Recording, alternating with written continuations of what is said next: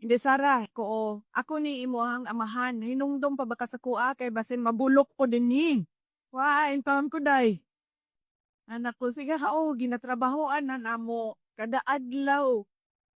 Di na ko makatulog kay maguna-una ko. Unsaon ko ni kidnap dito sa Hague. Unya, nangutan ko sa iya ha. Doon na ba kay mga gibati? 80 anyos na ba in taon to siya? Uy, sakit na yan tuhod, sakit na yan likod, mga nga anak, mga gibati sa mga senior citizen. Anak ko, kantong sakit sa imong uno, kanang imuhang bikong sa tiil, ko ireklamo na sa doktor na baka gibati. So, mo ko gibati, pero sakit ang ako ang dughay. Nagsakit ang ako ang kasing-kasing. Nagsakit mong kasing-kasing, ing na ang doktor dingha, na ay doktor dingha gabantay sa hospital. Ing na siya nga nagsakit imuhang dughan. Yan na siya, nagsakit akong dughan kay namawala ako ang mga girlfriend.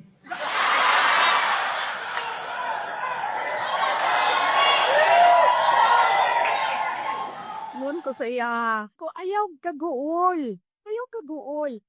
Suntian ta ka, naay duha ka girlfriend nimo dingha nasa gawas sa kulong nga gahulat nga makagawas ka. Ingko gaaway pagadi sila kung kinsay pwede mo sulod o mabisita nimo. Tinuod ka day? Tuo lagi. Naa dingha. Ipamanlan pa nako. Naaskuan, naskuan. Nya ningon siya, ni apil mo hang mama sa ila kaaway sa ako aday.